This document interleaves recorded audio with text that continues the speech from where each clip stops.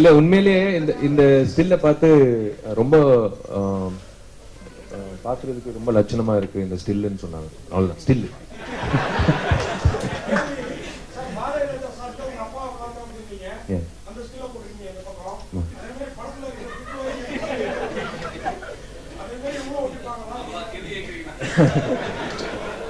இல்ல அதுக்கு அவரே பெட்டர். இப்போ இது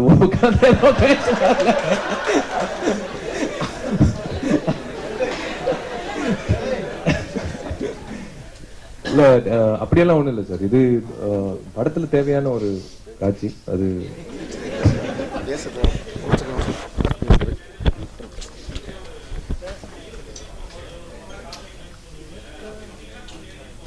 இல்ல இல்ல அது அது இன்னும் டைம் இல்லைங்க. டச்சு கல்யாணத்துக்கு இன்னும் டைம் இருக்கு. இப்பதானே தயாரிப்பு நிறுவனம் ஆரம்பிச்சிருக்காங்க. போக போக நான் சொல்றேன் டெஃபினட்டா.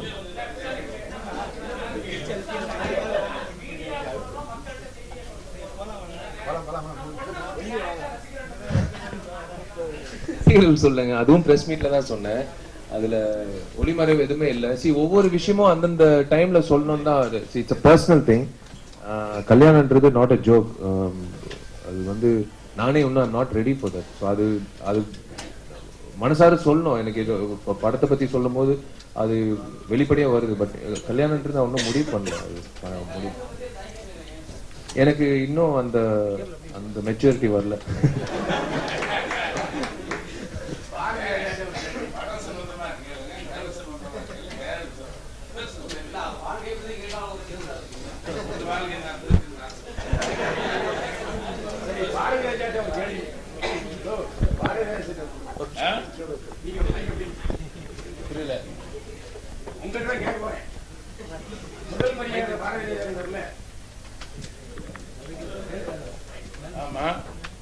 அதே சுசீந்திரன் ஏன்னா நீங்க சிவாஜி பண்ணும்போது வாங்குறோம் பிரஸ் மீட்ல, ஐயோ நான் இந்த படத்துல நடிக்கவே இல்லையா, இந்த பக்கம் பாரு அந்த பக்கம் பாரு சிறுப்போடாம போதான் சொன்னான் பாரதிராஜா. ஒரு இப்போதைக்கு தான் நடிக்க போட்டுருக்கு கை கட்டுறான்னு சொன்னாரு. அதே மாதிரி அந்த கால பாரதிராஜா இப்போ இல்ல இல்ல அதுக்கு நான் தான் பதில் சொல்லணும். ஏன்னா வந்து இந்த படத்துடைய கேரக்டர் என்னவோ அந்த கேரக்டர் சொல்லிடுவேன். தென் அசிஸ்டன்ட் அந்த டைலாக் பேப்பர் கொடுப்பாங்க, சார் வந்து நடிப்பார். ஸோ எனக்கு தெரிஞ்சு எந்த சீன்லையுமே நான் கரெக்ஷன் சொல்லுவேன். ஒரே ஒரு சீன்ல மட்டும்தான் ஒரு சின்ன ஒரு கரெக்ஷன், இது இன்னும் கொஞ்சம் பெட்டரா இருக்கும்பாங்க. ஸோ அந்த கதாபாத்திரத்தை உள்வாங்கி நடிச்சாரு. ஸோ உண்மையான விஷயம் அதுதான். ஒரு விஷயம் பயில்வான் தெரிஞ்சுங்க, நம்ம காலங்கள் வேற, பிள்ளைகள் காலம் வேற. நாம பிள்ளைகளுக்கு சொல்லிக் கொடுக்கறது வேற, பிள்ளைகள் தந்தைக்கு சொல்லிக் கொடுக்கறது வேற. ரெண்டு இருக்கு இல்லையா? என்னுடைய காலகட்டங்கள் வேறு, இன்னைக்கு இருக்க இளைஞர்களுக்கு சில விஷயங்கள் நான் கத்துக்கணும். I have to learn from youngsters. They learned from us. அவங்க நம்ம கிட்ட கத்துக்கிட்டாங்க. அம்மா சொல்லிக் கொடுத்தோம், அப்பா சொல்லிக் கொடுத்தோம், தாத்தா பாட்டி சொல்லிக் கொடுத்தோம், அரிச்சுவடி சொல்லிக் கொடுத்தோம். அதுக்கப்புறம் அவன் கம்ப்யூட்டருக்கு போயிட்டான். இப்ப அவன் சில விஷயத்த சொல்லிக் கொடுப்பான், ஏத்துக்கணும். So we have to give and time. நீங்க நம்ம தான் வளர்ந்துட்டோம்னு நினைச்சு இருக்கக்கூடாது. நிறைய கத்துக்க வேண்டியிருக்கு. இவனுக்கு பின்னாடி வரக்கூடியவங்கள்ட்டையும் நான் கத்துக்கணும். ஓகே,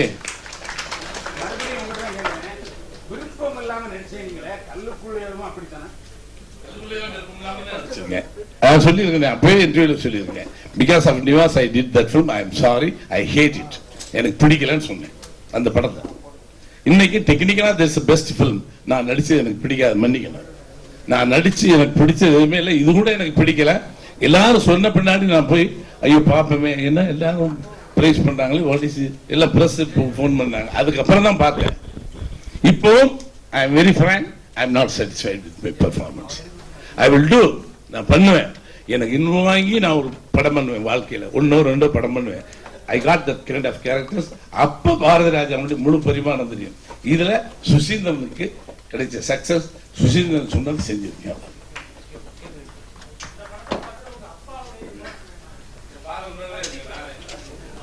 அப்பா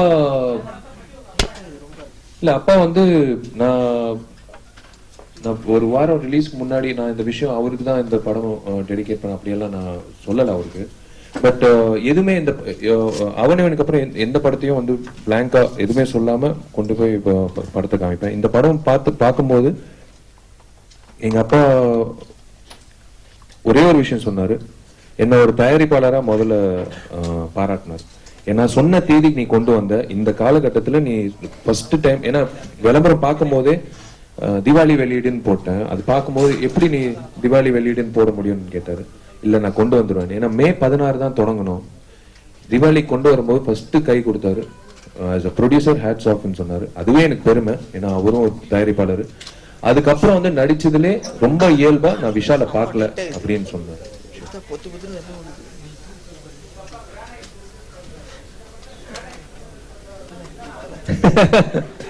இந்த நோக்கத்துல இல்ல ஆக்சுவலி இல்ல அது இல்ல இல்ல சார், அதான் இப்போ அது அப்படி பாத்தீங்கன்னா அந்த அளவுக்கு வந்து கவர்மெண்ட் ஏமாத்தி எல்லாம் பண்ண முடியாது சார். அப்பா வந்து இப்ப அண்ணன் கிட்ட கொடுத்துருக்காரு, அண்ணன் தான் ஞாபகம் வந்திருக்கணும் எனக்கு. பட் கிரனைட் வந்து முறையா ஒரு, ஏன்னா ஒரு எக்ஸ் கவர்மெண்ட் எம்ப்ளாயி, ஆர்மில இருந்தவர். ஸோ அவருக்கு வந்து நாங்க சொன்னாலும் அவரு வந்து உள்ளுக்குள்ள சிஸ்டத்திலே இருக்கு, எந்த ஒரு தப்பான முறையில செயல்படக்கூடாதுன்றது அவர்கிட்டே இருக்கு. பார்த்து ஃபர்ஸ்ட் டைம் வந்து இந்த நோக்கமே எனக்கு இப்பதான் தெரியுது.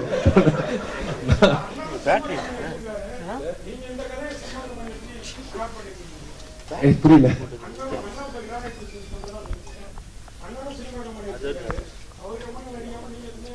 இல்ல எனக்கு அதான் சொன்னேனே, இப்போ நான் இந்த கம்பெனி தொடங்கின ஒரு சரித்திரம் வந்து நான் ஏற்கனவே சொல்லிட்டேன் எல்லாருக்கும். நான் எதுக்கு, ஏன்னா இது வந்து நான் ஒரு டைரக்டர் ஆனதுக்கு அப்புறம் தயாரிப்பாளரா வரணும்னு தான் ஆசைப்பட்டேன். பட் அதான் நிறைய அனுபவங்கள் போன வருஷம் ரொம்ப அருமையான, அது காலேஜ் போனா கூட அந்த மாதிரி ஒரு அனுபவம் வராது. ஜட்டி போட்ட 2 குழந்தைங்களை வந்து நான் வேடிக்கை பார்த்துட்டே இருந்தேன். அது வந்து ஒரு நல்ல ஒரு பாடம் கற்றுக் கொடுத்துச்சு.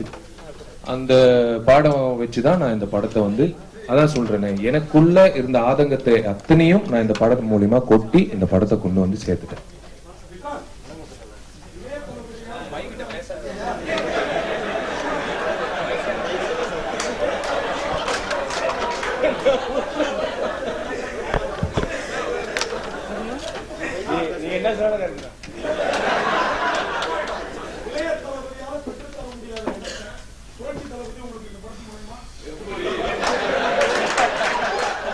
இல்ல நான் எனக்கு உண்மையாவே சொல்றேன், இவர் வந்து இப்போ என்ன வச்சு ஒரு படம் பண்ற அதுக்காக சொல்ல, எனக்கு வந்து விஷால் 12 வருஷமா ஃப்ரெண்டு. எங்க அப்பா அம்மா, என்னோட வைஃப், என் குழந்தைக்கு அப்புறம் அவன் தான் எனக்கு க்ளோஸ். அவன் தான் எனக்கு பண்ணணும்னு அவனுக்கு தெரியும். அதுக்காக தான் பண்றாப்ல, அவ்வளவுதான். மற்றபடி இளைய தளபதி அப்படிலாம் இருக்கு.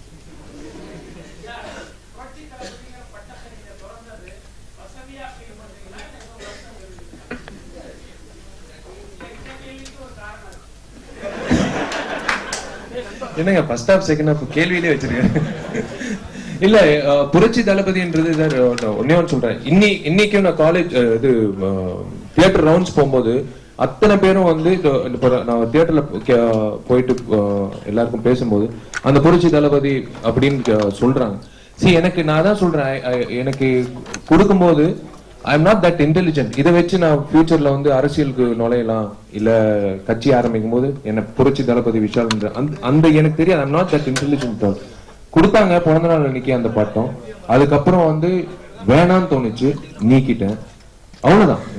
there is no office meeting எல்லாம் போட்டு இது வச்சு எப்படி பயன்படுத்தலாம் அப்படியெல்லாம் பண்ணவே இல்லை.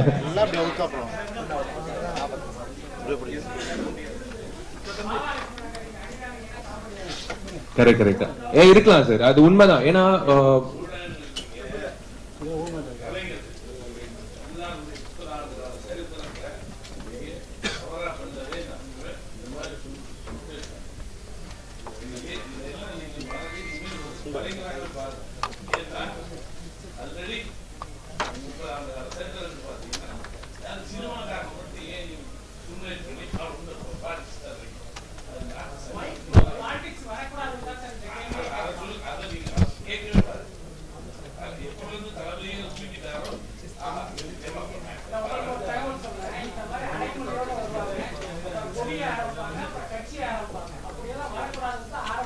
சார்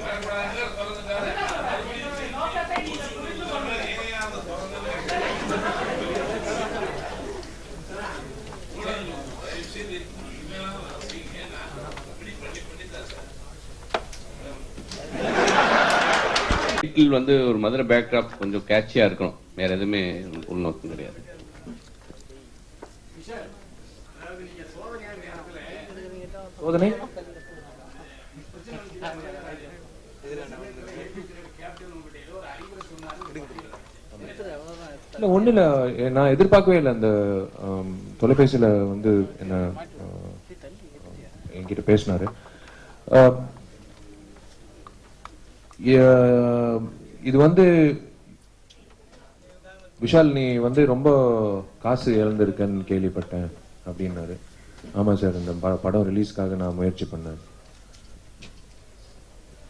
நானும் நிறைய இழந்திருக்கேன் சினிமால வந்து, நானும் நிறைய இழந்திருக்கேன். ஒரு விஷயம் நடக்கணும்னா அது நடக்கணும்னா நடக்கும். யாராலையும் அது நடக்க கூடாது இல்ல நடக்காது அப்படின்னு இருந்ததுன்னா நீ என்ன முயற்சி பண்ணாலும் அது நடக்காது.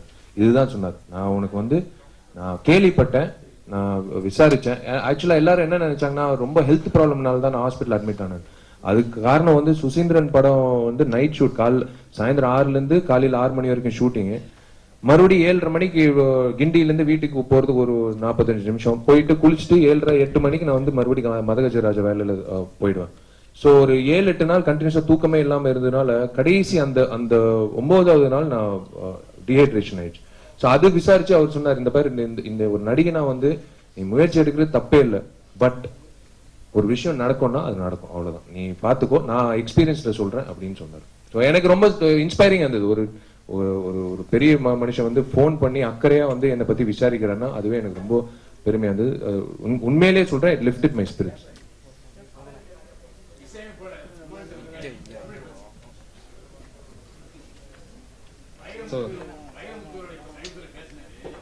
தமிழ் வந்து யுவான் இசையில தான் இருக்கு. இந்த படத்துல ஒரு பாட்டு வருது, அது என்ன பாட்டு? என்ன பாட்டு? அது அவர் எழுதுறது கிடையாது. பையன் எழுதுனது. சரி, அப்ப வேற பையன் இல்ல, தமிழ் வாழ்ந்துனால அது எப்படி இல்ல அவரு வந்து